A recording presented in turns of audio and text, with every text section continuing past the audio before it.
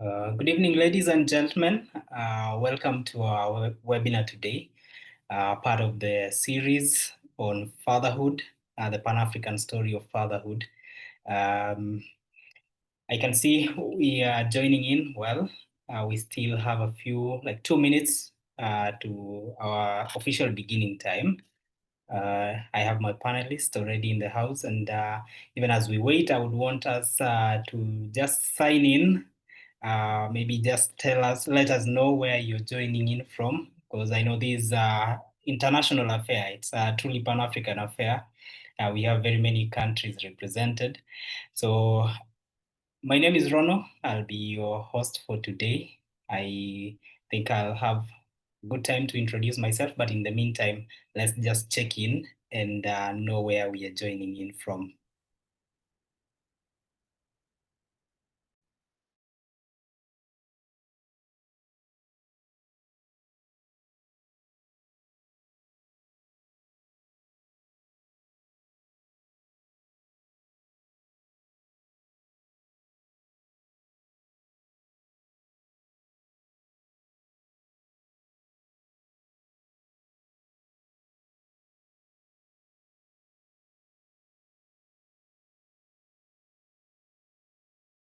Yeah, I can see Kenya is heavily represented, home ground.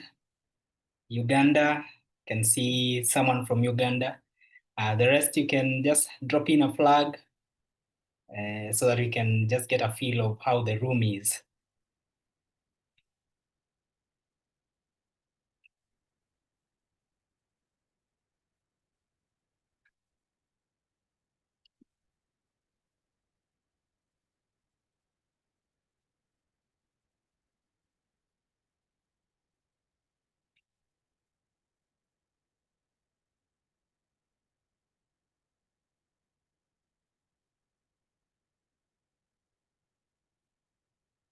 Very nice. I see still Kenya taking the lead.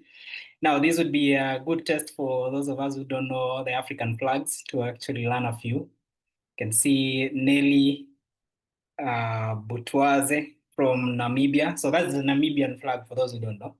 No, no, this is Zambian flag. Sorry. Yeah, I can see Kenya.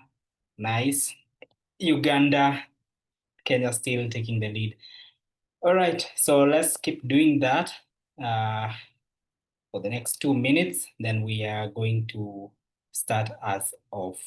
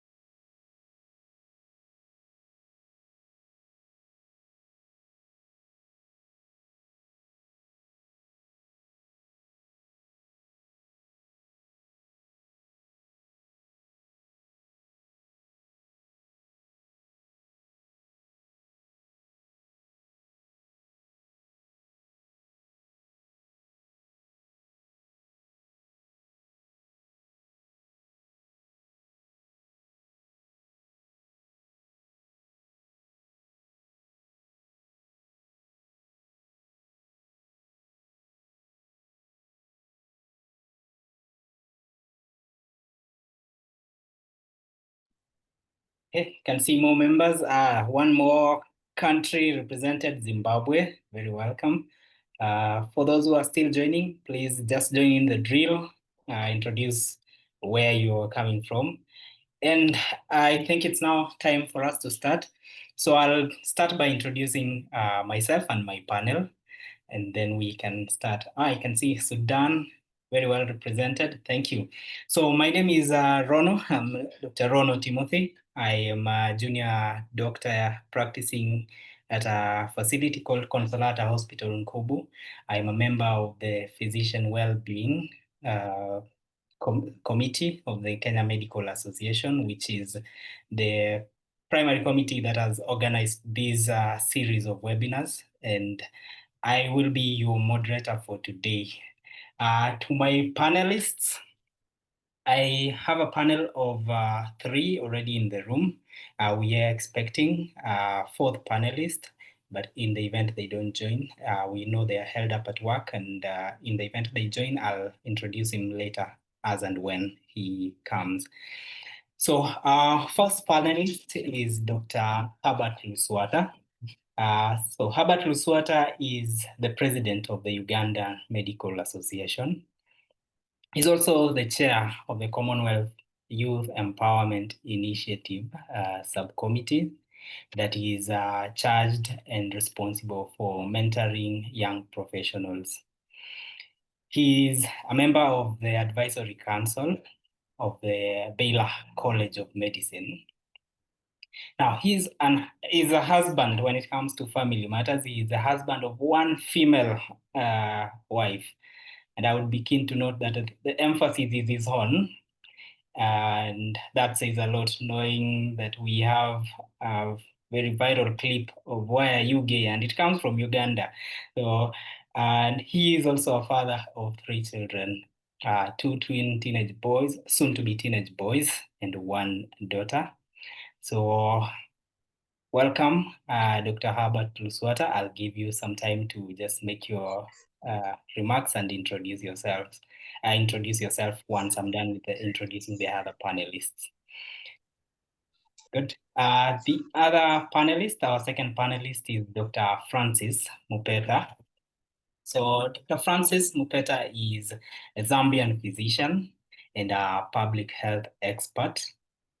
He's the head of the infectious disease unit at the University Teaching Hospital in Zambia.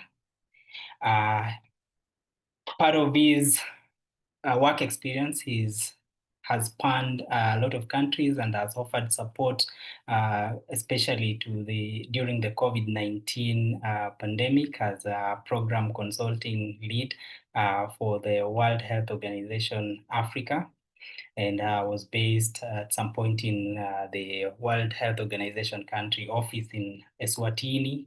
Has also worked with ICAP in South Sudan. And he says that he is a devoted husband and also a father of 3 children, a son and 2 daughters, and also a father to another assumed daughter, and also supports very many other children in the community. So he's a father of many, and he'll get to tell us a little bit more about that. Our third panelist in the room is Ruben Kanime. Ruben Kanime is a Namibian healthcare leader and practitioner. Currently serves as a medical superintendent at the Intermediate Hospital Oshakati, which serves a population of more than 1 million people and has a staff of 1,200, of which he is directly in charge. His interests span across preventive medicine, leadership, and global health governance. He has various roles, both leadership and supportive, in the country's Ministry of Health and international bodies, served with the World MA and other bodies like Merck, the pharmaceutical. Currently, he is the chairperson of the executive board of the Namibia Medical Society, and is an author of a memoir titled From a Rural Boy to a Medical Doctor. I hope you'll tell us how we can get a copy so that we can also relate with his journey in this profession and also in this life. Yeah, his family status, I think he'll tell us. Didn't disclose it. So with those few remarks, I would want us to welcome our panelists to introduce themselves, and we'll start with Dr. Herbert Luswata. Thank you so much, Dr. Timothy, my fellow panelists and colleagues attending this meeting. I'm happy that I'm one of the people who are selected to have this discussion about fatherhood. Very, very. And since we are talking about fatherhood today, I'll add something on my title. You know, in Uganda, when you become a father of twins, you adopt another title. So they call you Sarongo. So I think I can now say that I'm Sarongo, Dr. Herbert Luswata. So thank you so much, Timothy, for the introduction. And the questions you generated, I saw they were really interesting. Allow me to recognize the Vice President of Uganda Medical Association and the Treasurer who are attending today, Professor Frank Ruavinda and Dr. Irina Asaba. Allow me to stop here.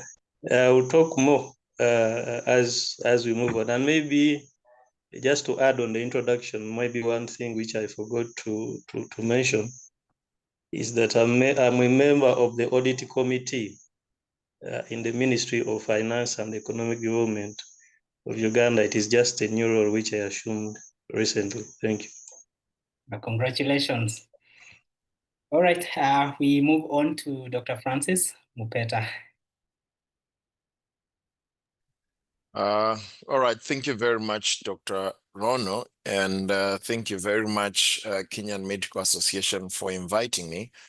I should say that I consider Kenya, Nairobi particularly, to be a second home. And every time I'm in Nairobi, I'm indeed at home and I feel at home.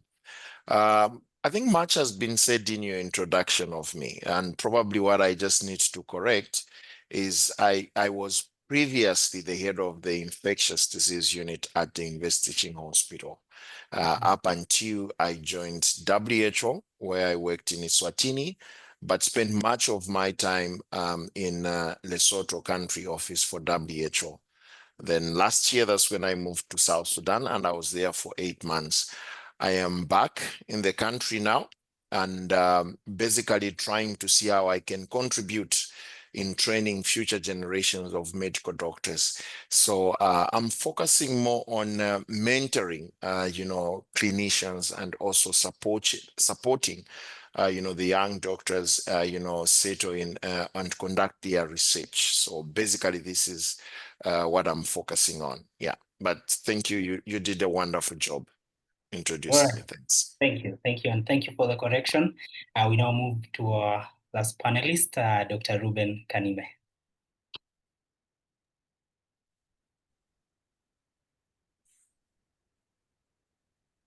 Hello, everybody.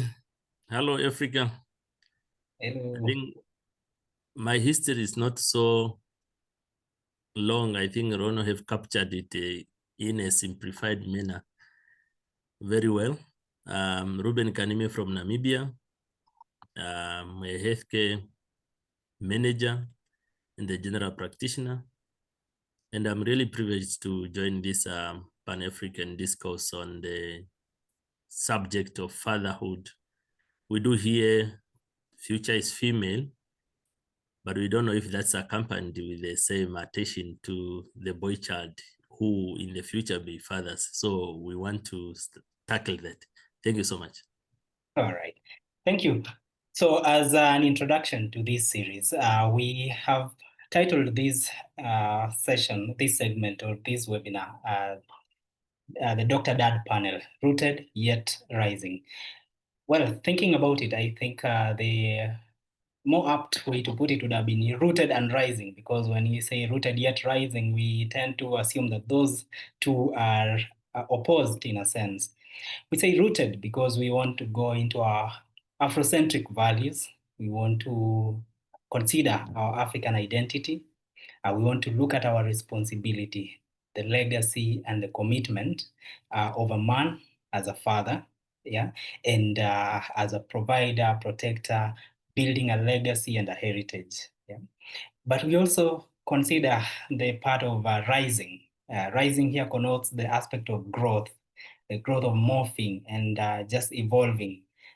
It speaks to our ambition and progress that we desire to see among the African male, even when we consider it in the context of fatherhood. It's about becoming and being. Now, I will just take a quote from an excerpt in the British Medical Journal called The Black Father in Medicine. And by Bismarck O'Day, says, "The toll of sharing a father with medicine is a social contract that often disproportionately favors the community." Now, let's take the discussion from that point, and I would invite Dr. Herbert Luswata to just take us through what has your experience been as a father and a doctor, yeah, and how has it shaped your identity? Over to you, Dr. Herbert. Yes, thank you so much. Being a father and a doctor, it has been, I should say, very difficult and not easy in the beginning. I had my first children, the twins, when I was 27 years old. And I think that is the time, it is within the same year when I married. I was a young man like you, I think, around that time when my wife now became pregnant. And then I discovered that she was pregnant with twins. I was very scared. In fact, at first I was very happy, but learning that she was carrying twins, it was a mixture of feelings. I was happy, but at the same time being very scared because everyone was telling me the experience of having twins and what happens. It felt like it was going to be a very difficult time for me raising twins, and they are my firstborn father and the first children you have are twins. I was working up country where I am actually even today at the border of Uganda and Congo, and my home was in Kampala. I remember I talked to my colleagues in the hospital that, my wife is pregnant and she has twins. I had not even informed my family. But then when I became old enough and I informed my father, the first thing he told me that in our culture, when a woman becomes pregnant with twins, you have to marry her because twins have to, by the time she produces, she has to be within the family and everyone should know about her. So we had to organize and get married within I think 7 months, something which I had not prepared and I really not prepared for, but it had to happen because my father had commanded. So a lot of things happened. Thank God we got married from Kamwenge, another part of Uganda, which is very far from Kampala. And then later after, in Uganda, we call it, it is an introduction, but in my culture, we call it Okwanjula. Soon after the function, my wife gave birth from Women's Hospital here in Mulago in Kampala. Now, at that day when, being a father for the first time, I was, very scared. But I know I had to work. My family was in Kampala. I had to work in Kasese. It is a very long distance. By the way, if you travel by bus, you can take around 8 to 7 hours to reach in Kasese. But I had to continue working in Kasese, but also come back home and support my wife and take care of them because they needed me. I got a paternity leave of only 4 days, and yet my wife needed support with the twins. And I think that was the most challenging situation in my life at that time. I remember when I left Kasese and I came to Kampala, they told me your 4 days are over. You come back and work. I said I'm coming, but I never went back.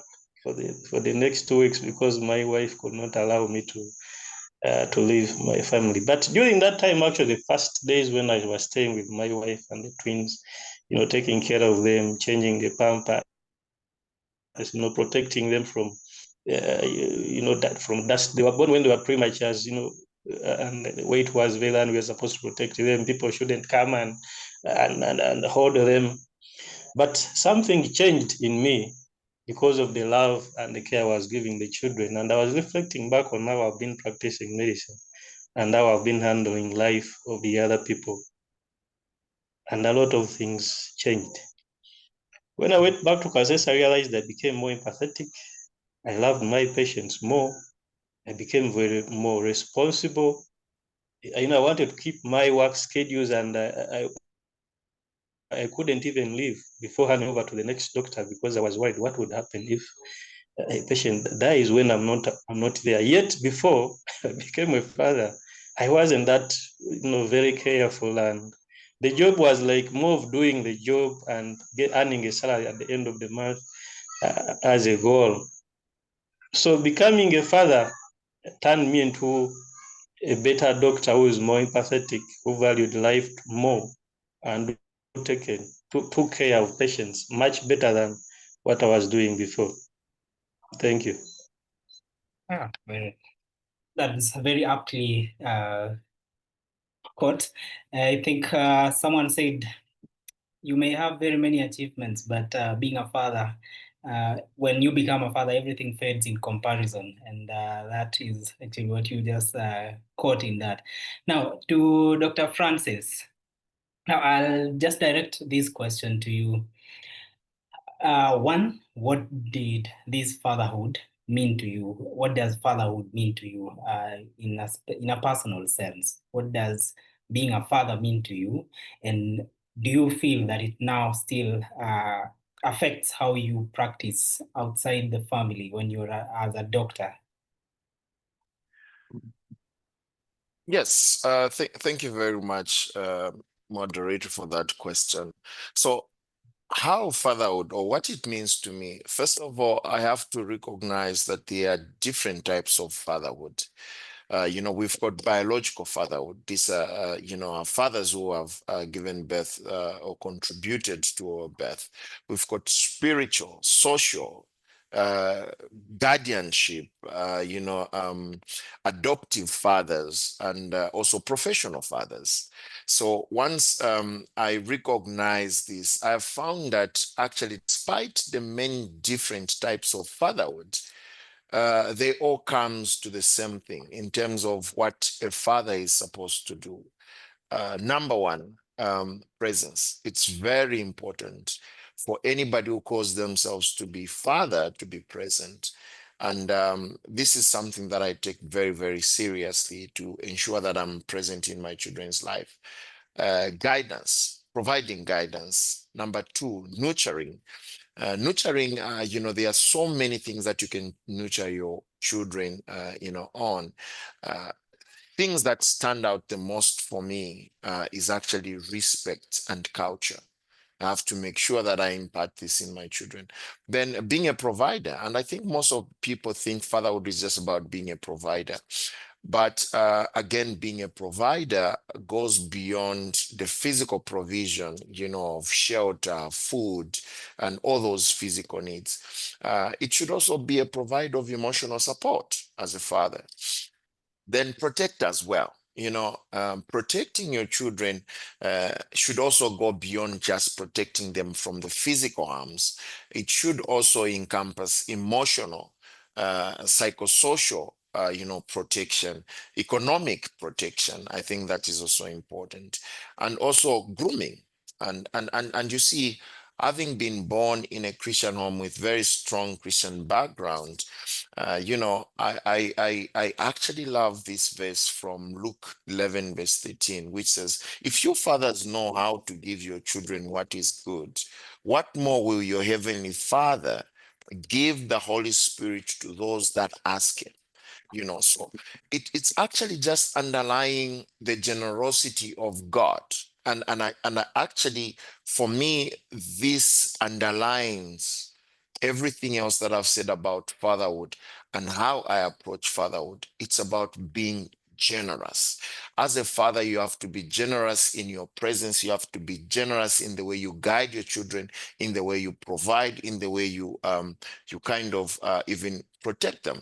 Now, again, if we were to look at what sort of generosity should you give your children, and again, I draw another inspiration from the Bible, from Galatians chapter 5, 22 and 23 verses, which says, for the fruits of the Spirit is love, joy, peace, patience, kindness, goodness, faithfulness, gentleness, and self-control.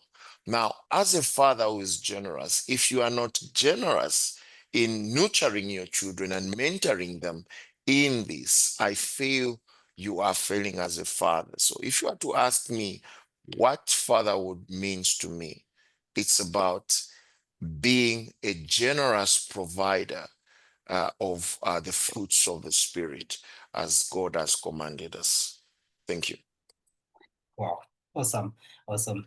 Now, and that actually ties in with what our initial, the first speaker told us the other day, that your children will be mad at you for being absent. Then they will not forgive you for being absent, but they may forgive you for being poor. So I guess you've talked about presence and being generous with it. And so that is so great. Now, I would want us to switch gears and now talk about our African society, and because we are thinking about how we are grounded, how we should be grounded. Yet we want to bring in the aspect of, we've grown up seeing how men are and how we've been socialized to the African man.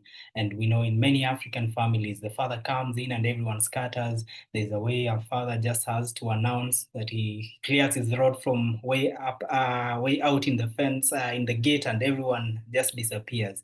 How do we reconcile our African identity? How do we reconcile the masculinity connotations that we have, and bring that now into this postmodern society and think around the parenting styles?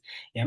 So to this regard, I would want to ask Dr. Ruben, how do just give us a picture of the cultural norms in your country and how they influence your parenthood or your fatherhood, and just tell us, how do you think which our parenting styles should be moving forward, even for those of us who are prospective fathers?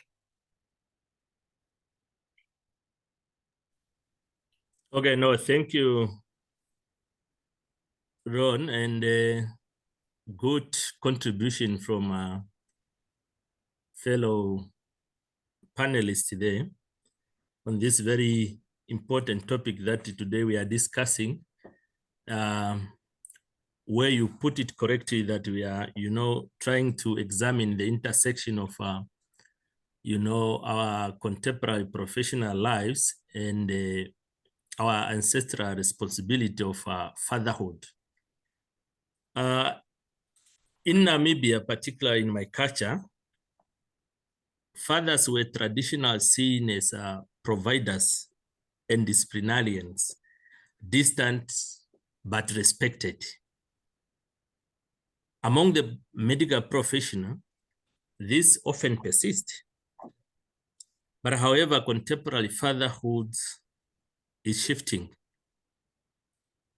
In my circles, I see more doctor daddies attending ANC and clinic visits, being it for immunization or when the child is not feeling well, taking turns to be with kids. So still we are fighting that stereotypes that associate fatherhood with distance. And we have a role to challenge and change the narrative, both by how we take on the roles of being a parent and how we lead. So there are some traditional practices and belief about fatherhood. The concept of teaching teaching through example is strong in our culture, and I have experienced it. I was fortunate enough to have grown up with a father. A father's conduct teach more than his words. I apply this in my parenting. My children who are 4, 1 boy and 3 daughters, see how I relate to other human beings and all other things in our daily lives. In our culture, we value the wisdom of pass from father to son, which allow me to ensure that my children inherit not just possessions, but values and the stories of notes. Then now there's a question of masculinity with the evolving roles of father in our modern society. So, you know, I reconcile reimagining masculinity. It is not, you know, it teaches that it's not weakness to hug your child or wash dishes after a long hospital shift. I think Ruswata from Uganda have narrated that when he talked of paternity leave that he have taken when his wife delivered twins. In fact, it's his strength.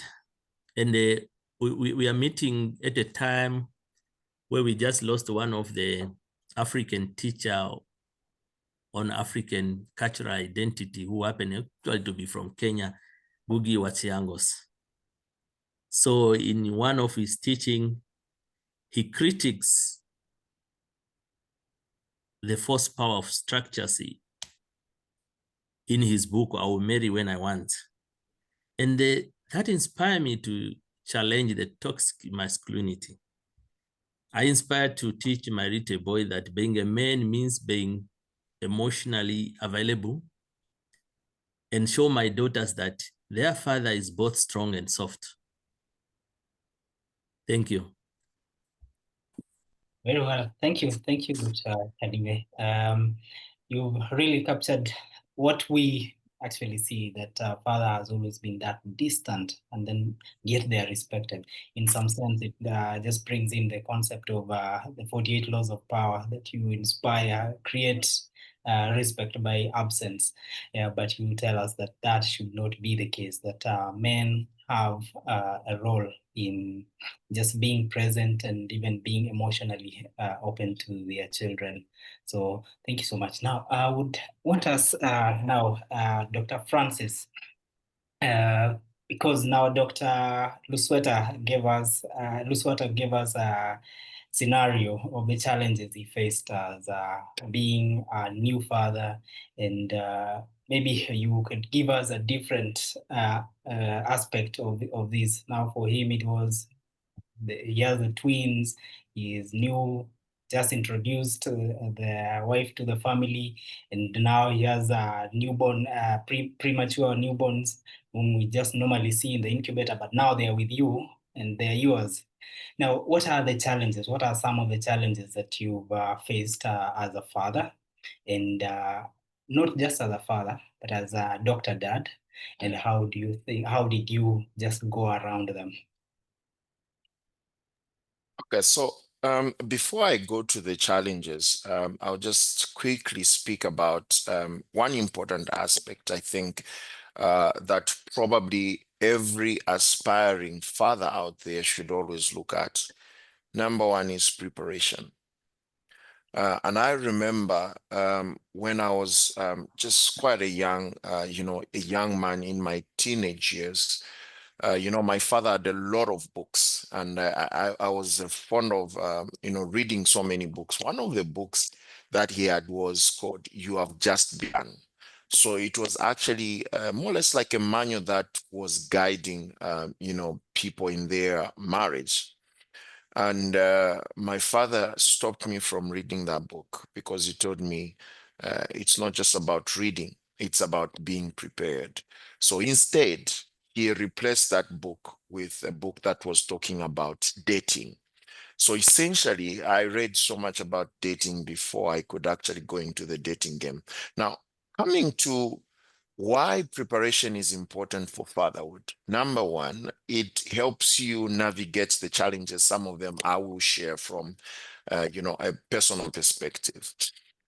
And when I completed medical school, and of course, some of my close friends had to get married during, medical school. Some of them, ended up being fathers.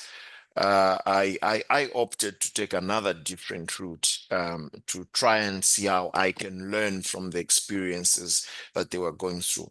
But I also remember I told myself that during my internship, because as you know, Doc, internship is kind of a very brooding, period where you are taken away from your family, you are taken away from your social life. And I imagine that if I was to be a father at that time, I think I would have broken down. So I kind of deferred that up to the time when I thought I was ready. Now, what are some of the challenges that I've seen despite taking time to prepare to be a father, and that I've experienced? Time is very, very challenging to balance between your family and your professional requirements. And especially, after internship, there's issues of residence that you have to do. And residence is also something else that demands your time. So you'll find that most of the times you are kind of behind, especially in your social circles. There are so many times that I would not join my young wife on so many social events like, family birthdays, weddings, and she would actually attend alone because I had to be in the hospital, something to do with the hospital. So it's a very big challenge to balance your time between family and medical practice. The second challenge that I experienced, which was something else, it's the risk of infection. And every day as a young father, I would always pray to God that please spare me from occupational hazards. And as you remember, there was COVID that came, and I was given the responsibility of being the lead for case management, which initially a lot of people thought I should be the one to see all the patients with COVID. So it became a very big challenge on my part, because how do I go home after working in a COVID center without exposing my children and my family? So it was a very, very challenging, period. And, when it comes to being present in your children's life, it's a very big, big challenge. So this for me are some of the challenges that I've faced and I've experienced and that I can easily share. Issues of risk of infection, time, being present in your child's life. I think these are very, very, big challenges in my career to date. Yeah, thank you. I guess that I would assume that is what most of the doctor dads in this panel would relate to. And even as you mentioned that, I would want us to slide in now at that point where you bring in the time. And I want to tie it up to what Dr. Herbert had mentioned prior, that he was actually given only 4 days of paternity leave. To maybe now to throw it back to you, Dr. Herbert. I know you may not be able to switch on your video, but I would encourage the other panelists whenever we answer to just try and have it on. But now I'll just throw it back to you. Do you feel that the healthcare systems in our countries support the concept of fatherhood, or are really supportive in making you an effective dad? Do they make it possible for you to perform well in your role as a father? Yes, thank you, Doc.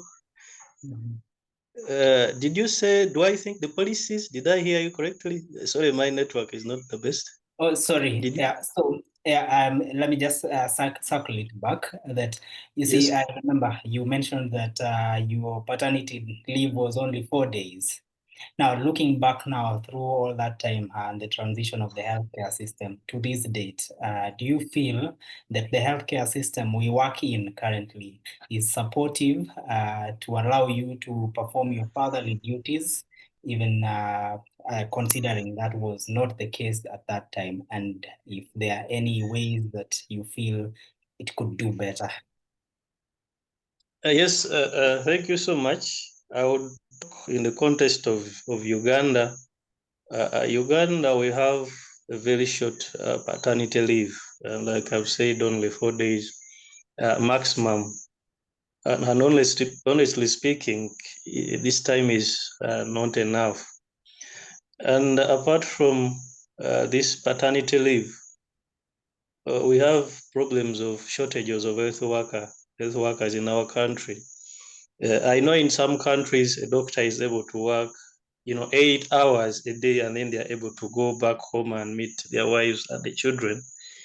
Things are a little bit different in Uganda. We have these schedules in the books that you work 8 hours and then you're able to go home and all that. But actually, what happens on ground is completely different.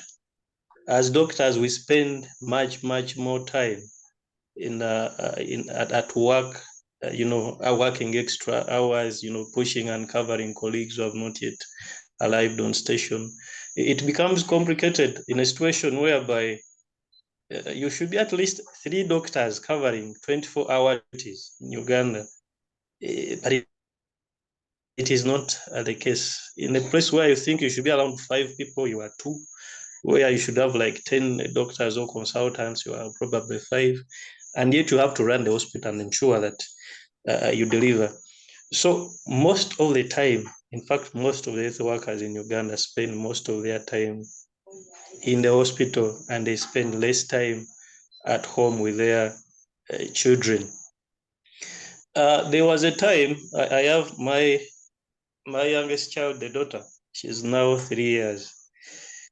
There was a time, okay, for me, I work up country, but there was a time I could go back home and she looks at me as if she doesn't remember who I am, as if she could not. I got a feeling that she was not even recognizing me. And when I asked the mother told me that when you don't spend time with children, the children are children. They don't feel your presence. They forget who you are. And I would struggle to get back into her life, and it was really very depressing. So we had to look for a way of, keeping in touch even when I'm not available physically. And then I started doing Zoom calls at least every evening, even when I'm in the hospital or in the theater resting somewhere. But at least I would do a Zoom call and I talk to her, and it worked magic for me. My daughter, before she goes to bed, she's like, I want to talk to my daddy. We do a Zoom call for 1 or 2 minutes, then she'll go to bed and sleep. And she feels as if I'm available. Whenever I come back home, she wants to hug me. We talk. The boys are a bit grown up, but we also talk a lot actually on phone when I'm away. And that has helped me to be closer to them and do away with the other time when I wouldn't be physically present for them. Now, that is my case because I work up country. Now, it is a bit different for other colleagues who are actually able to go back home. Like they go to work in the morning, but then they go back home in the evening. They go back home late, and by the time they reach home, the children are already sleeping. And then some of them even leave very early in the morning when the children have not woken up because they are trying to chase one job plus another one because they are trying to make ends meet and make more money. And what is creating this kind of situation in Uganda is because in the current state, if you say I'm a doctor, I'm a proud doctor and I can work in one place or in a government hospital and I will not do any other work, then you might end up being a poor doctor because our government does not pay that much. It doesn't really pay well. Like, let me say Kenya, actually, you are far much better than us. So most of the time you have to be forced to have at least 2 and more jobs for you to be able to get or earn the kind of money You need to be able to pay school fees, give your children kind of a good life. And it is a challenge. I don't know how my colleagues who are in that situation will adjust, but it is a very serious problem. Parenting in Uganda is very hard. Thank you. Oh, thank you. Yeah, and now because this is a question I would really want us to get the perspectives of all, as much perspective as we can. I'll just toss the same question, and in the same manner, whether do you feel, to the other two panelists, starting with Dr. Ruben, whether do you really feel that the healthcare system in Namibia is supportive of the idea of fatherhood, and whether there's something you feel that can be done about it? And that question will also be answered by Dr. Mupeta. So over to you, Dr. Ruben.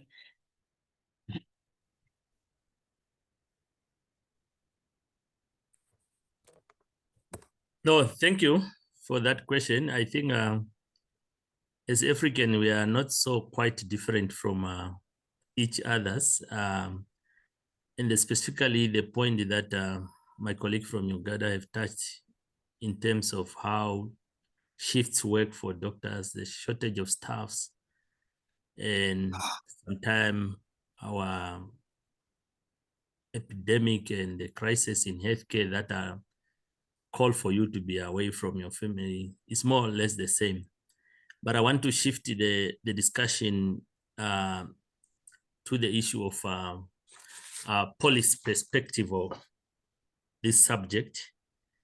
In Namibia, while the intent to involve fathers in maternal and child health exists at the policy level, we have a challenge with our practical implementations, which remain very kind of limited and inconsistent. And this often is hindered by structural and cultural and systemic barriers. On paper, you have a policy, especially in the case of ANC care, which encourage partners' involvement, particularly in the context of HIV prevention and prevention of mother-to-child transmission, where you would want to encourage men to accompany their partners to ANC visits, especially at the first booking, where HIV testing and counseling is done as a couple. So this kind of initiatives kind of aim to normalize male involvement in the reproductive health and to improve HIV/AIDS outcomes for the whole family. But however, you also find that even with this policy now, where male participation is encouraged, there is still some degree of stigma that persists. In some community, due to our cultural backgrounds, a man accompanying his partner to ANC is viewed as being controlled or being overly submissive, reflecting cultural resistance tied to traditional gender roles. So, moreover, there's also, I think this is what my colleagues still from Uganda referred to. In Namibia, we don't really have a clear policy on a national policy that is mandating paternity leave, which further kind of disadvantages male involvement during crucial prenatal and postnatal periods. Father working far from home, like doctors, myself, I'm also not working where my family is, often find it difficult to align work schedules with clinic visits, birth preparations. Even when willing, you find that such systemic limitations make it hard to be physically present. So it's both at, at a personal level where you have to make a right choice. And it's also at a policy level where as countries, we need to advocate and raise issues of male involvement in family breeding. Thank you. Very well. Thank you. Very well answered. Yeah, I think and the men in the room are really taking note. Yeah, I like the points being generated. And just to remind us that we have a Q&A session. So as we go along, feel free to post in your questions so that we can tackle them in towards the end. Over to you, Dr. Mupeta, in 2 minutes.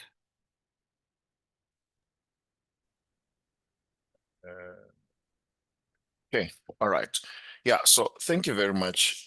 So my experience in my country about what has been placed to support fathers. Number one is policies, like everybody has actually discussed. So in Zambia, we have got according to the Employment Code Act of 2019, fathers can actually get paternity leave of up to 10 days. And these are 10 calendar days, not just 10 working days.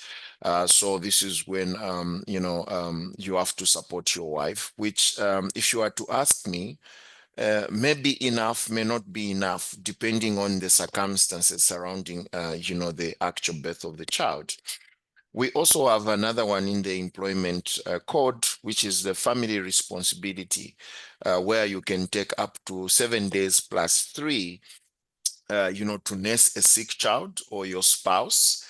So that also, those are paid for leave days. Also, we've got what is known as compassionate leave. This is actually found in the labor laws. And compassionate leave can be anything between 12 to 14 days. And this is normally granted when you have lost a child, a spouse, or anybody significant.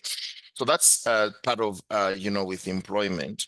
Other policies which I think are very supportive, I'm not sure if they are written anywhere in any of the government policies, but they are widely accepted and practiced, is, issues of priority being given to women who present to healthcare facilities accompanied by their men, especially things to do with reproductive health rights, antenatal, childbirth, and all. So if you present with a man, normally you are kind of given, priority in being attended to. So we can see that this basically encourage men to be, to participate in the healthcare issues surrounding their family. But again, despite these policies, our healthcare facilities have got physical barriers where you find that, say you want to be present for your wife giving birth in the labor ward, you find that it's an open space where there are other women, and definitely you would not want to be present, and neither would anybody be comfortable for you to be present where women want your wives are giving birth. We also don't have spaces where, particularly if men are present, they could kind of like either wait or just participate. In almost all health centers in Zambia, we've got what is called a mother's shelter, where if anything, mothers could wait nursing a child or waiting for another fellow women giving birth. They are housed and kind of sheltered. But for men, such is lacking. So you can imagine, as a man, you have accompanied your wife or your child, and then you go to the mother's shelter just full of men. So we've got these physical and structural barriers that are yet to be addressed in most of these policies that we have in the country. Thank you. Thank you. Thank you very much. That was quite informative. So I think we all agree that there are gaps, and maybe, I don't know, maybe in our respective national member associations, maybe we can take it up as in committees and maybe try and look into ways to legislate such into common practice, because we can see clearly the system doesn't support the concept of fatherhood, doesn't support doctors to be good fathers, good dads. Now, I'll bring in another aspect, and this is the statistics I just picked also today, that half of the Black families in the United States are actually single mother-led. Now, tying it up to what Dr. Kanime said, that for him, part of the training of being a father is he demonstrates more than speaks. That tells us that men learn to be fathers through models. Now, this is the reality that is catching up with our society as well.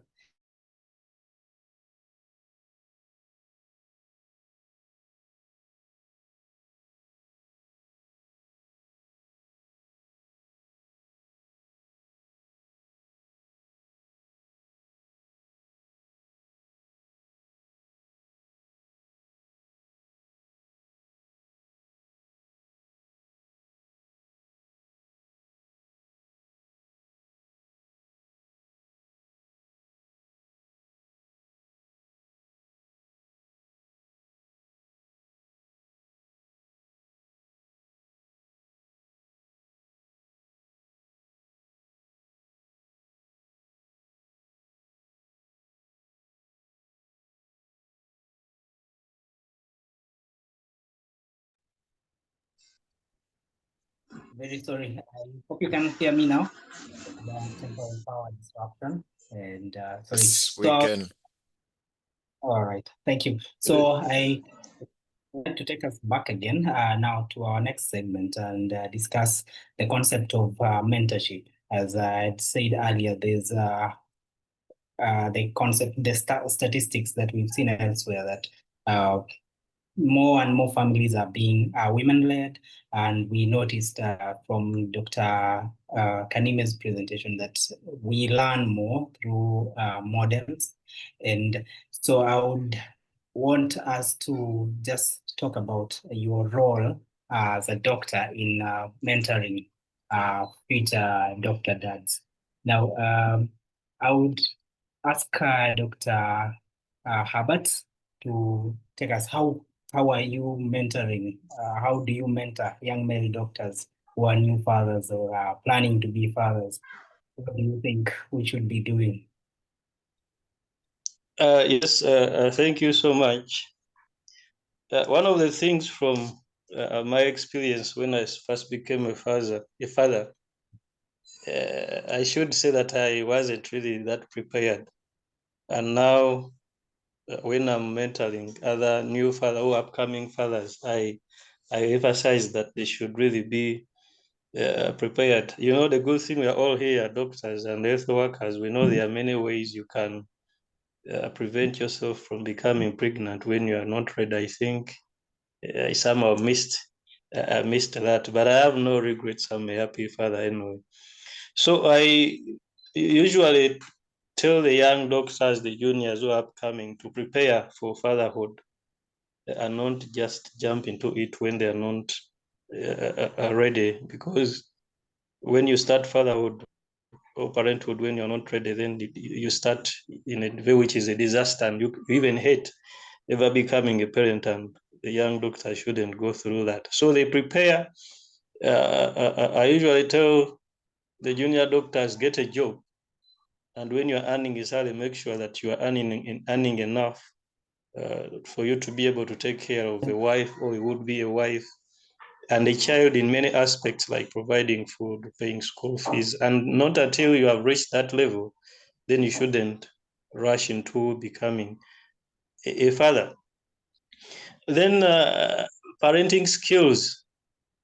From my experience, the junior doctors, you tell them what they need to be able. You know, it is one thing becoming a father or a husband, but maintaining a marriage or a relationship is also another thing. The two are completely different. People become fathers and stay with their partners and children. Then after 6 months, you hear they separated. The wife went back to their families, and they are no more. So I always tell them to be very disciplined. I know young doctors in my country, in Uganda, also when they have just been employed by government, there's out of excitement. He has a car, he has many girls chasing them. You know, girls in Uganda love doctors. So he has a wife at home, but he's also looking at other girls around. And those ones who don't have discipline end up in extramarital sexual activities, and their families have actually broken. And I always tell them to provide emotional support. Be there for your children, be there for your wife, and that is what makes you a husband. I always tell them that. Then the other thing, the problem with the young people, they need to understand, and I always tell them that marriage is very complex,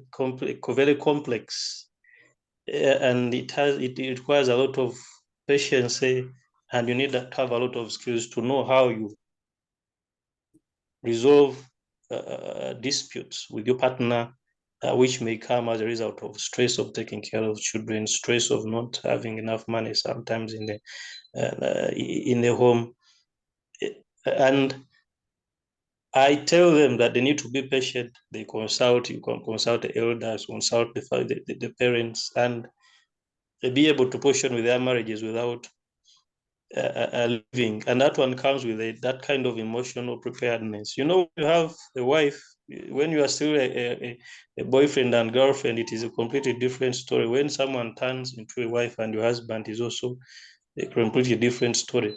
Initially, people are not staying together, and there is a lot you may not know about your girlfriend or even your boyfriend if you are a female doctor. But when you come together and you stay together most of the time, there are other things you discover about your partner.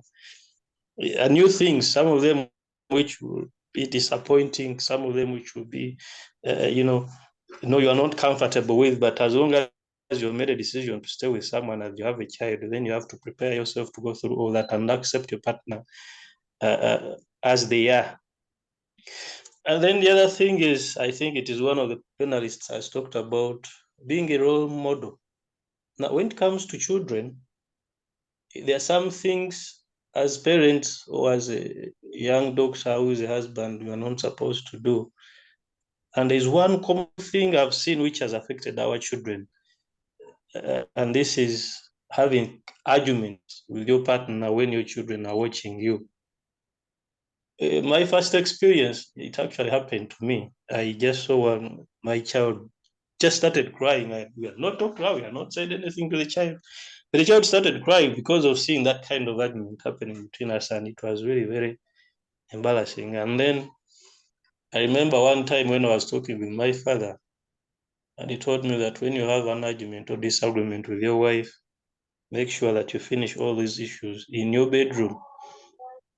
And when they are done, when you're coming to the public or to meet your children, you should come when you are smiling and happy as a husband and a wife, and your children or any other person outside your marriage should never know about your disagreements and your argument. And I think that as a person, that thing has helped me a lot, not only in my marriage, but in many aspects of my life. So these kind of arguments and fights are very common with the junior doctors when they are newly married, they are young families. But it shouldn't happen in front of your children. Your children know that this is mommy and daddy. Mommy loves me, daddy loves me. They only know the good side of the relationship and everything. They don't want to know anything bad. But the moment you start fights and arguments in front of your children as a father or a female doctor who is a mother, then you are going to have problems with your children. They will be mentally affected, psychologically affected. They will go to school to study, they will not study because they have a lot of things in their head, they're imagining what is happening at home. They are not assured of their future if by the time they go back home, mommy and daddy will still be there to provide for them as children. And it is a very big problem. Thank you. Wow, very practical. I've been looking through the attendees, the list of attendees, and there are few I know, and I'm sure this is quite beneficial, at least and it's very practical. So thank you. I think you put it very well, like a wise man. So I'll now take it to Dr. Kanime and ask this. Fatherhood, you want to build a heritage, you want to build a legacy. In what ways do you feel that you want to involve your children, or fathers should involve their children in just understanding how we work, the work environment, and also what is it that you hope to see them become? What are your ambitions, or what do you see of them that once you will sit back and look and say, you will once sit and look back and say, this is a success?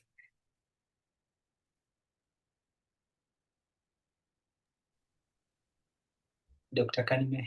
All right. Yeah, no, thank you. Let's continue the conversation. Yeah, you know, our children is in comparison to us, they have a wide range of exposure.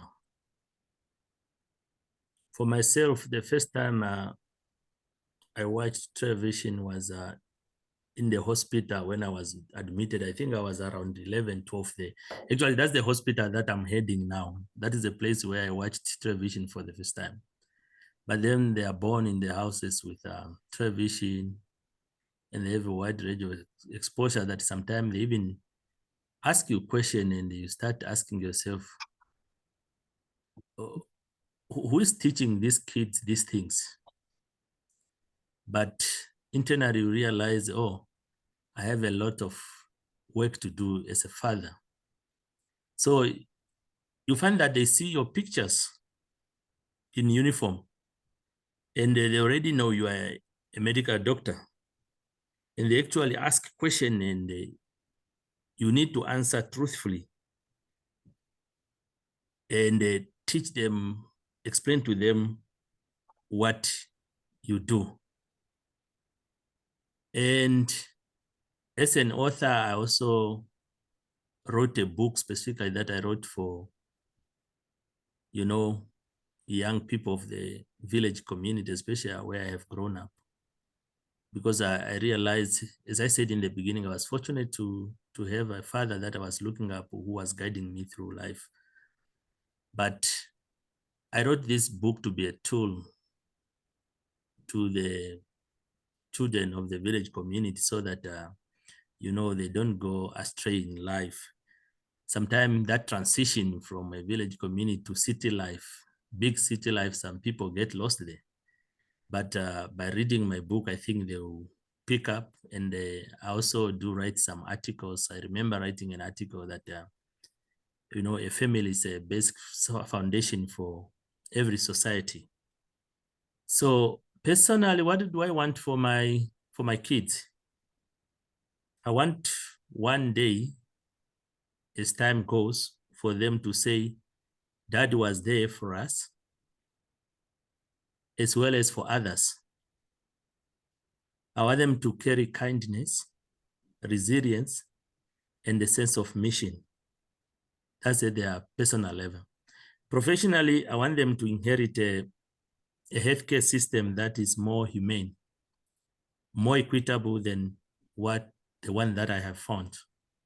And I'm making contribution to make sure they inherit such a system.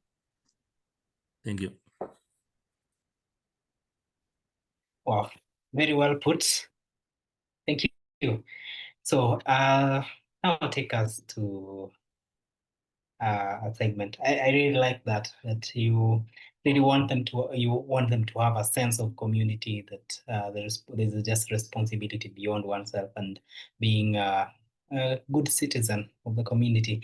So I would want us to take a few minutes to answer a few questions that have been asked. For those who have not asked, I would advise you just drop in. So we have up to 3 questions, and the first question I would want to direct to Dr. Mupeta was asked by Dr. Rogers. One of Rogers asks, what does it really mean to be emotionally available?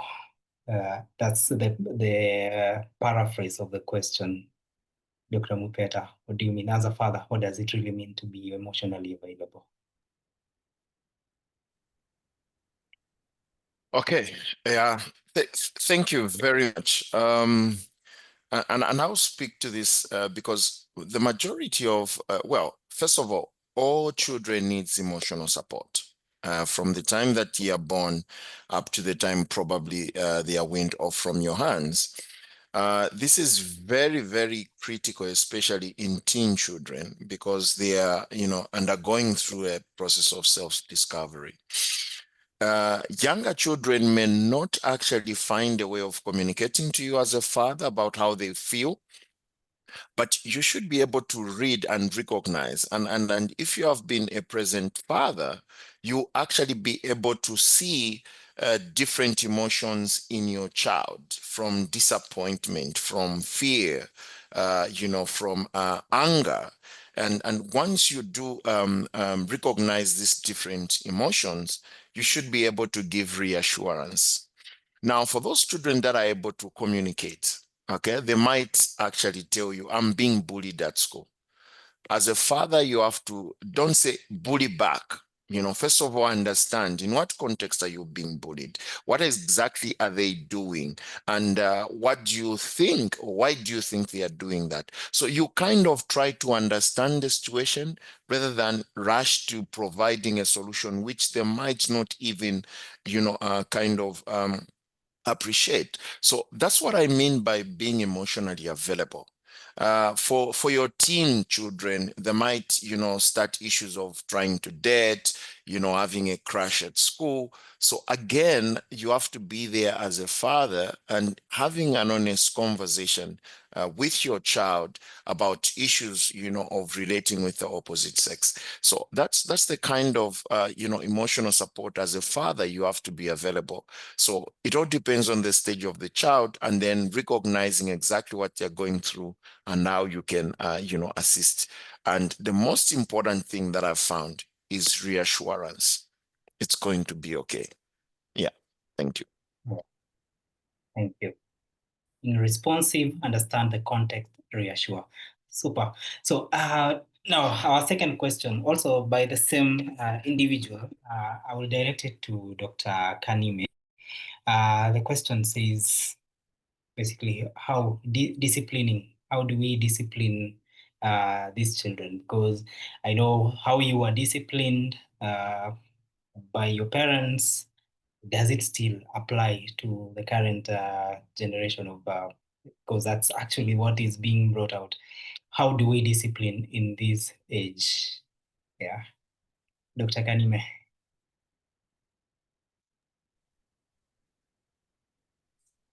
Yeah, no, as I said earlier, we are dealing with children of a different era that are more advanced, and they probably have a great exposure that they help them to understand things much quicker. So we need to be hard on principle, but soft on them in such a way that you don't need to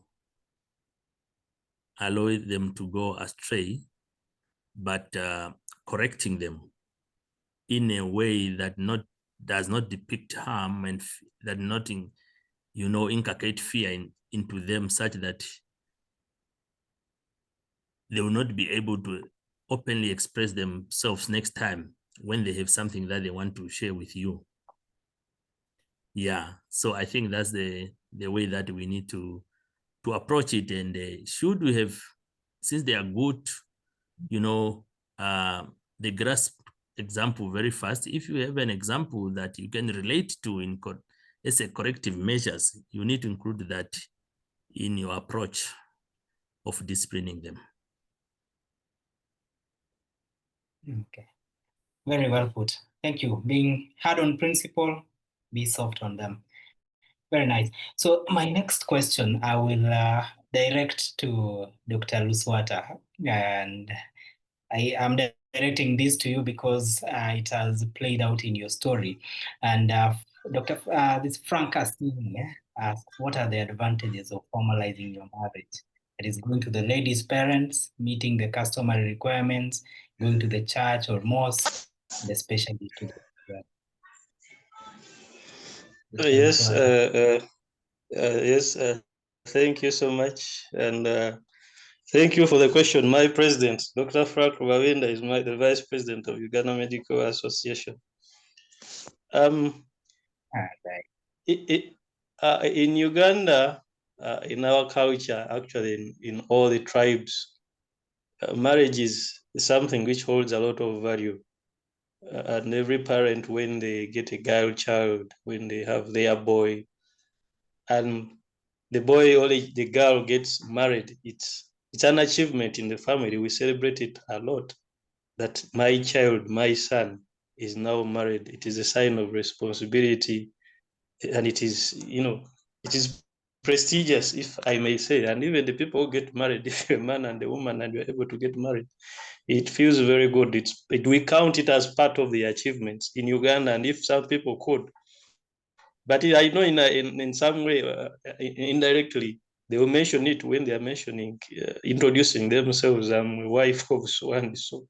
Or if they tell you their name, they will mention their names and add the name of the husband, so that you know that they are married, and it feels, very good. Now, how is it important to be married, mostly for the young couples who are having children and all that? When you get married, you get support from both your parents. As a man, if you are a doctor who is a lady, you get support from your parents, but also support from the side of your husband. And this support comes in many, many ways. Like I said, marriage, not only to the young doctors or juniors, but everyone is very complex, if I should say. Now, whenever there are disputes, any disagreements, your father-in-law, me and my father-in-law, we are actually very friends. We very close. We are friends. When we meet, we meet us speaking. You may think I'm talking to my father, and through those conversations, I learn a lot of things from him on how he has been able to handle his marriage and how he treats his wife. And I learn, and I get tricks, and I know how I should treat his daughter. Many times during public holidays, we visit my parents, and I go with my wife. She meets them. We go with the children. And during those kind of visits and interactions, we learn a lot. And you realize that as a couple, you have a lot of support from the family of your wife. You have a lot, and that reassures you actually as a man, that I think this is a very good thing. The family of my wife loves me, and it strengthens your marriage, by the way, and even it strengthens you in her life. And the same happens on the other side. Whenever you visit your parents as a man and you're with your wife, the way they treat her, they show her they love her, it strengthens your bond as a couple, and that is very important. Many times you organize functions as a couple, and you say, okay, we want to do such and such a thing, and maybe it requires money. And then before you know it, you have your budget. I'm going to do this and that and that, and then someone says, for me, don't do that. I'm going to take care of that. And then someone from your wife says, that one, please don't touch. That one is mine. And everyone wants to be with you. And the other thing is, during these kind of gatherings and meetings, when you go with the children, they meet with the children of your sisters, and then they know I have an auntie. Then you meet with your brother. In our culture, my brother is also a father to my children. Actually, as they call me father or dad, they also directly call my brother a dad. So they are like, hey, me, I have 5 dads. And then they say I have many aunties. And they give them gifts, they pray with them, they talk about them. And that is in the context of Africa, where we cherish extended families. And sometimes, actually, during holidays, the children will tell you that, Daddy, for us, we want to go and visit the grandma. We have to spend our holiday there. And then you ask them, which grandma? My mother, or they said that the other one of mommy. Then you leave them. The next time they go to my parents' home, and he teaches them a lot. He also helps you actually to teach them many other things. So that kind of network and the support and the environment, it is very, very good for you as a couple, because you are married officially. It helps you to raise your children easily, because they learn a lot of about cultural values from your parents, from the parents of your wife, and that kind of support and network, when the children know that we have a very big family, it gives them a more positive and reassuring life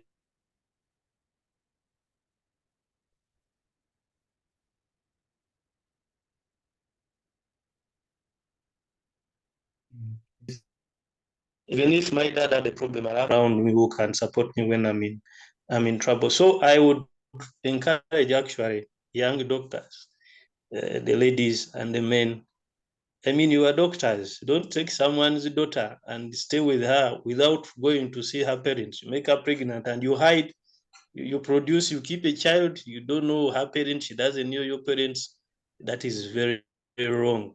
We have got instances where colleagues have lost children and they are informing about their parents about their marriage when they have lost a child, and the parents didn't even know that these people had children. It is very distressing and disappointing to families.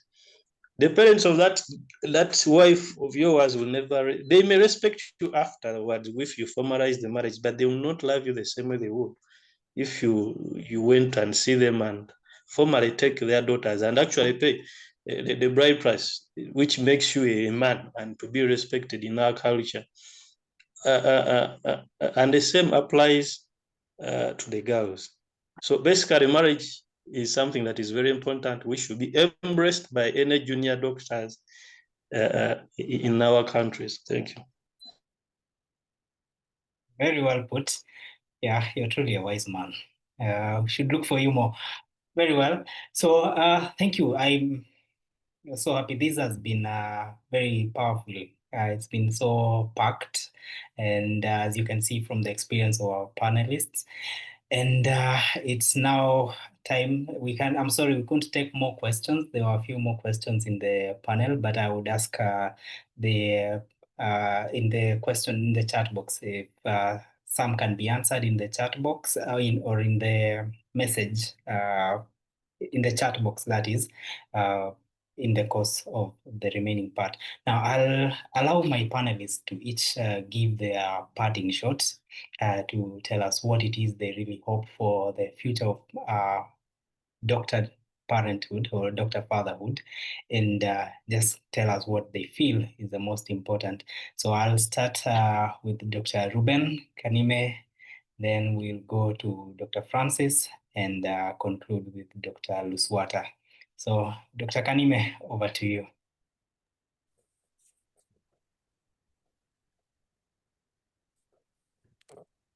Yeah, no, thank you. This was really a very insightful dialogue, and we hope we could extend the time and get more interaction. But what is that we are hoping for? We are hoping that the doctors' fathers will become naturalists in the futures and not just names on birth certificate. That we will redefine the strength, showing that healing begins at home and that leadership includes love. So we want them to be present. Titles fade. What lasts is the impact you make in your children's life. So show up, they will never forget it. Super. Thank you. That's so brief and to the point. Show up, be present, and your children will never forget it. Dr. Francis, please. So, Dr. Ron, I believe these are concluding remarks, and you said we share about the important message. First of all, I would like to thank you and the organizers of this interaction. It's the first time really I'm being called to talk about something outside my profession, but based on me as a father, and I think I'm very, very, very grateful. So, what are the most important things? I think I'll pick from everything that I've said and everything everyone else has said on the panel. I'll pick three things. Number one, responsibility. As a father, you have to make sure that you are responsible. Number two, presence.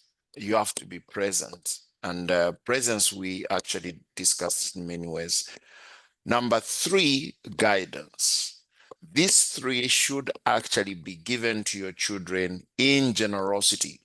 And what I mean by this, do not go halfway. go the full mile as you give this to your children. And as you give this to your children, make sure that they anchor on something. All right. Let them not hang on in some air, because it means that whatever comes will actually, kind of blow these principles away. But if you anchor them either in our African tradition or in your religion, you'll find that you build a very firm and solid foundation for your children, who will be able to show the fruits that they grew up with the Father. So basically, I think this to me wraps up everything that we have discussed tonight. Thank you very much for the invitation. Thank you very much. You've been very resourceful. And now to our final panelist, Dr. Luswata, would you give us your closing remarks? Yes, thank you so much, Dr. Timothy, first for inviting me and for organizing this. Let me greet my president, KMA, Dr. Simon Kigondu. I may forget to greet him before I leave, and the SG, Dr. Diana Marion. It has been a long time. I hope I'll be able to meet you soon. Actually, I will invite you so that you can come to Uganda in November. Now, there are some things which are, one thing actually which is very crucial or very important when it comes to, let me say, relationships, because parenting comes after a relationship between two people, that is husband and the wife. And this very important component is love. Now, I know there are some young people, doctors, who just hear the word love. They may not really understand what love is, and they usually get trouble making choices.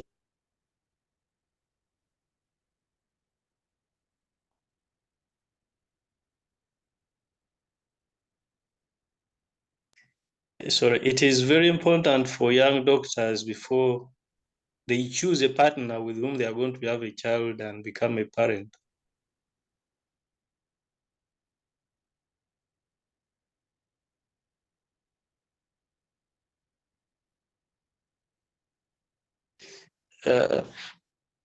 because when you are not sure that this is the kind of person you want to be with, and then you just rush into things, you end up having children, because that bond of love is lacking. Many things will fall apart. Now, love is a very big motive.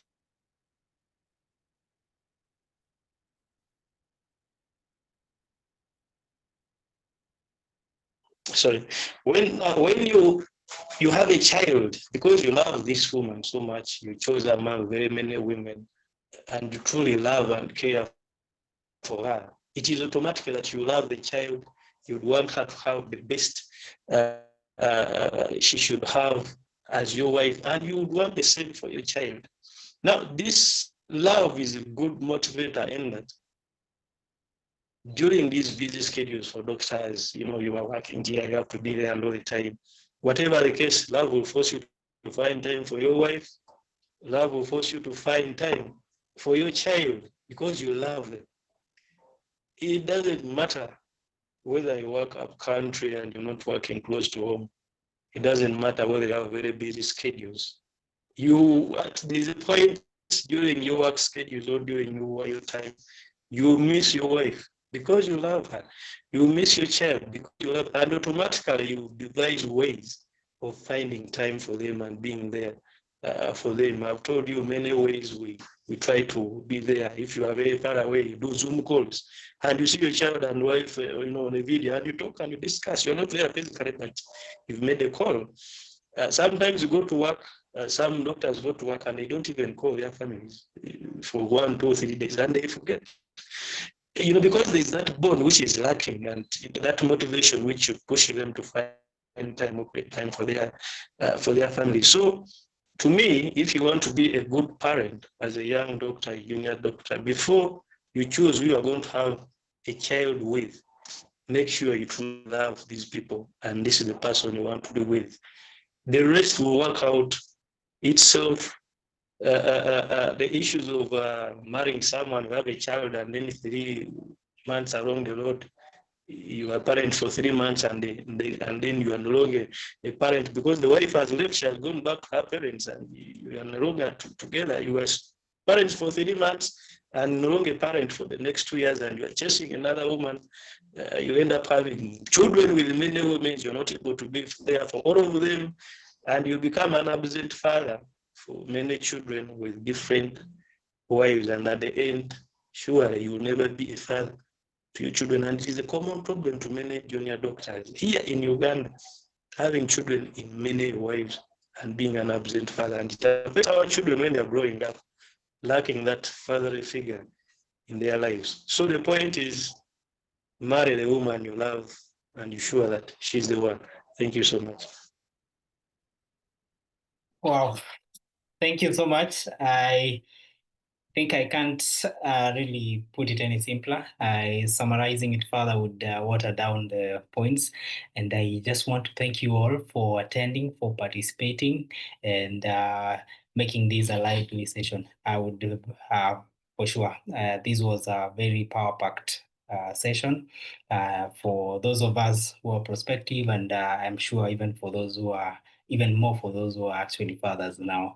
So thank you. I ask to end there. And now, since we've had a member from Uganda, one from Namibia and Zambia, I would like to invite Dr. Oliver Kaoma, who is the Secretary General of Zambian Medical Society, to just send us his greetings from Zambia. Then from there, I'll hand over to the committee convener, Dr. Aida Wanjiku, to take it from there. Thank you very much. I've really enjoyed this. Over to you, Dr. Oliver Kaoma.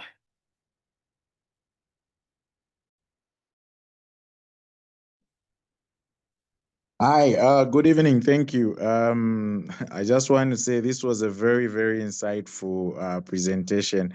And I would like to just commend the Kenya Medical Association for putting this together.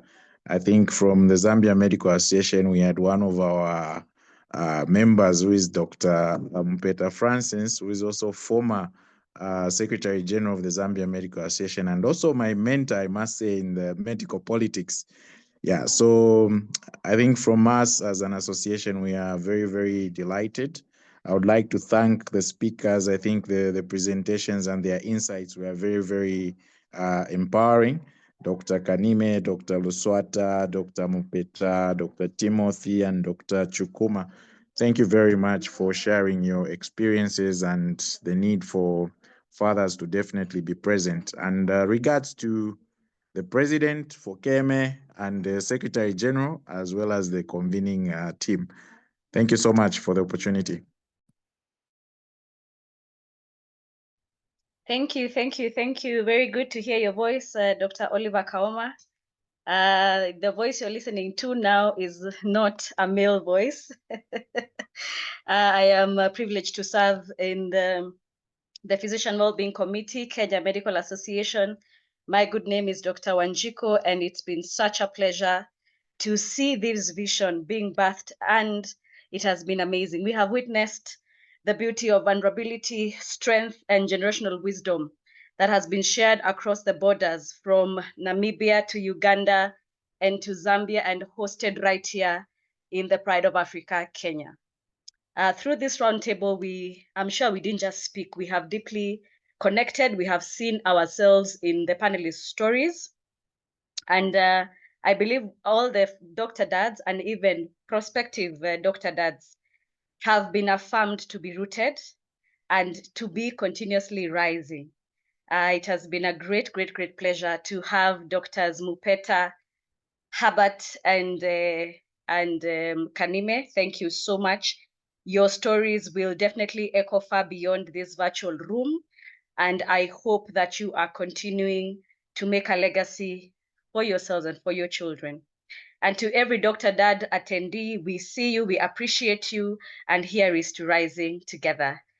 Last but definitely not least, my mentee, Dr. Timothy Rono. Bravo, bravo, bravo. You have done an exemplary job as moderator. You have steered this roundtable like the maestro you truly are. and I really, really appreciate you.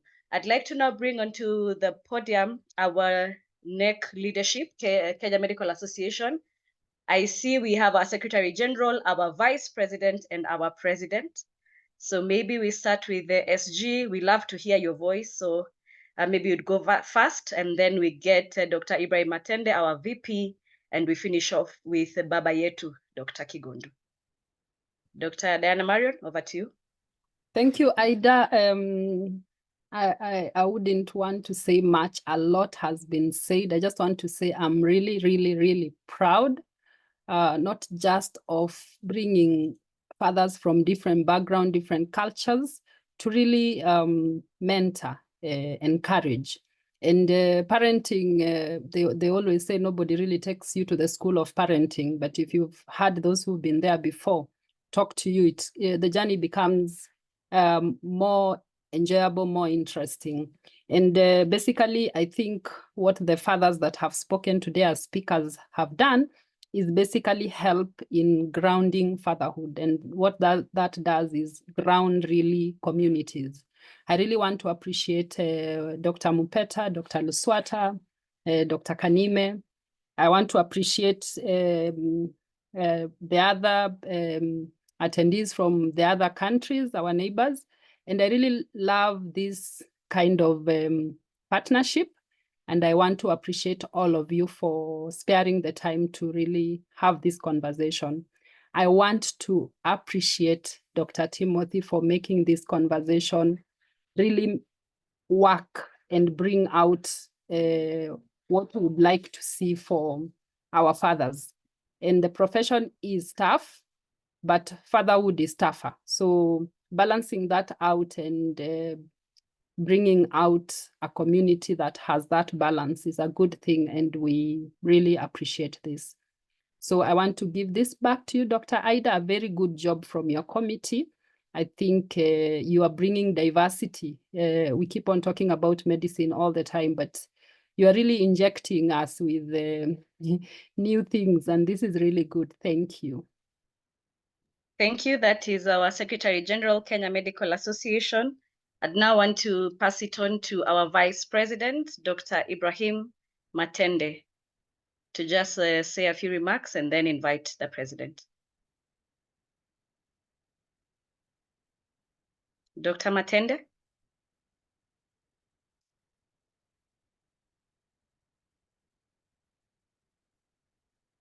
Okay, maybe he's held up. So it is now my pleasure to bring to us the President of the Kenya Medical Association, well-known, well-loved by all African nations, Dr. Kigondu. This is your time.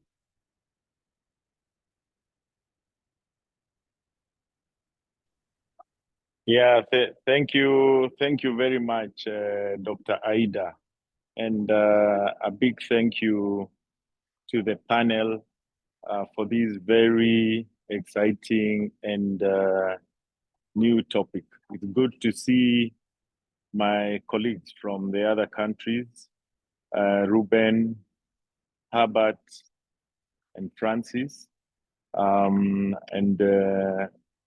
what we can learn from this, and Kaoma there, I've seen, and a list of very many attendees who I get to know. What we can learn from this is, one, that the commandery of the African National Medical Association has now gone beyond the individual national medical associations. And one of the visions that the Kenya Medical Association had as unifying the coalition of African National Medical Associations is to bring the Africans together. And that is evident from the invitations that we give to our fellow Africans. And this group, a lot of them have been cross-visiting each other. And we welcome everyone to visit everyone else and learn from the different cultures, as has been evident from the discussions that have gone by.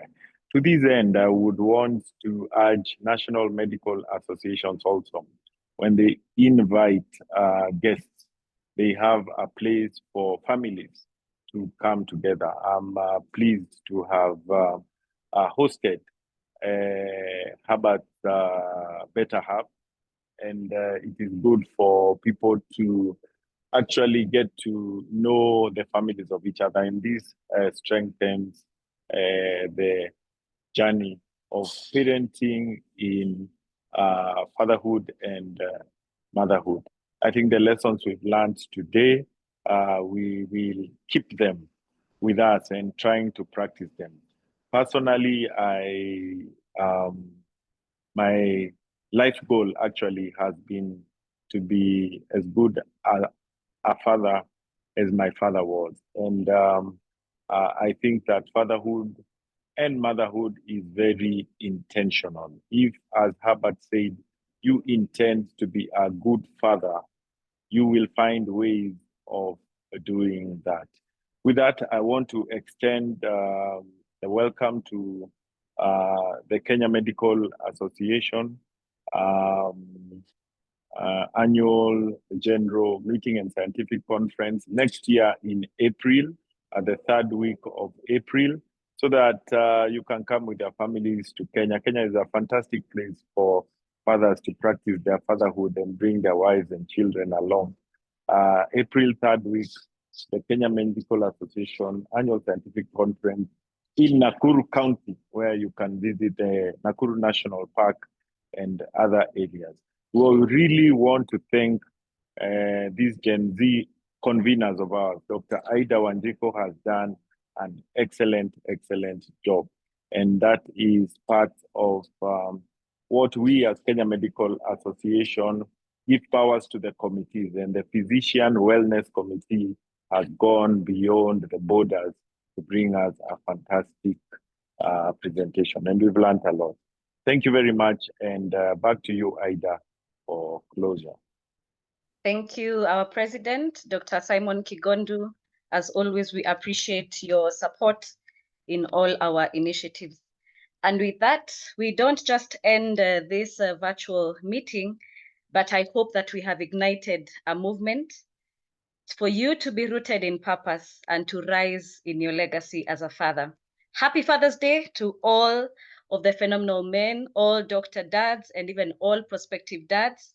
I know Father's Day is coming up this Sunday, and may your roots run deep and your impact rise high, with your legacy echoing through generations. With that, we bring this meeting to a close.